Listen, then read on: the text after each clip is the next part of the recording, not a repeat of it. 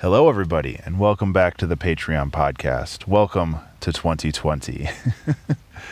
So I think that it's an apt time to talk about the idea of postmortems, which is going back through your process or your projects or anything that was released and just trying to figure out what went right, what went wrong, and just catalog the whole process. Postmortem is a bit of a grim word to describe it, which basically means after death, but it's a common phrase used in the development community and a couple other communities, so that's usually what I go with.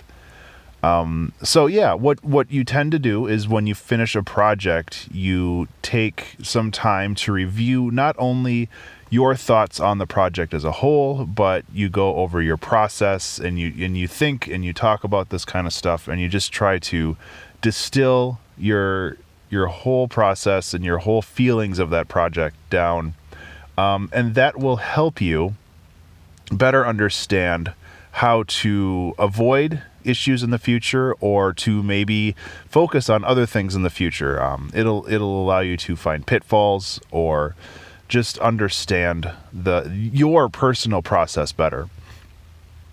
And I love doing this. I tend to do it, I do it every month with the Patreon update, the monthly update, or the yearly update that recently came out, where I go back and I catalog everything that happened over the past month or the past year, and I talk about, what I did right, what I did wrong, and the act of going through those and consciously cataloging all of that stuff gives me a better idea of what I can look out for in the future.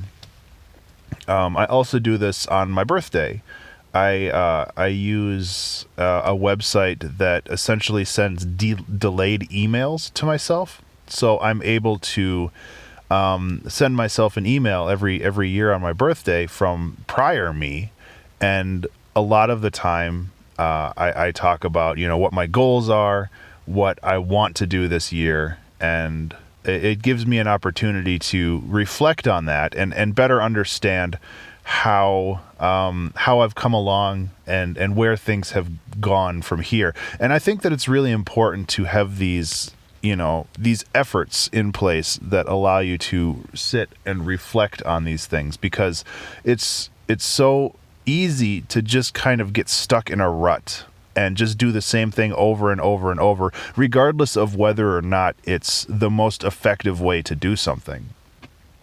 I also did this with Color Jumper in a different manner. I had a series of videos that I made and posted on YouTube.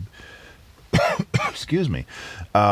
That talk about the music of Color Jumper, the mechanics of Color Jumper, the level design, how the game tutorializes the first 15 to 25 levels of the game.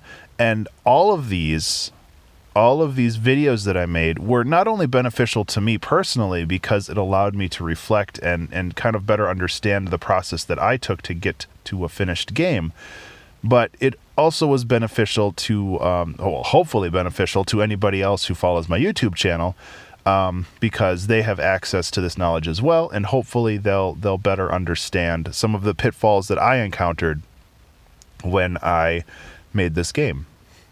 And that's really it. Like, I wanted to just go high level on this, but seeing it's the start of a new year, really the start of a new decade, it's really important to take the time to look back and see how far you've come. And it's a focus on the positive for the most part. I don't want to just focus on, well, this is all the things I did wrong, and this is what I need to fix, because that's not really the point. The point is to focus on what you did right and what you could do better, and not beat yourself up over the things that you did wrong. So that's all I've got this week. Thank you so much, as always, for being a supporter on my Patreon and for listening to this podcast. I hope everybody here has a great year, and I will talk to you next time. Be remarkable.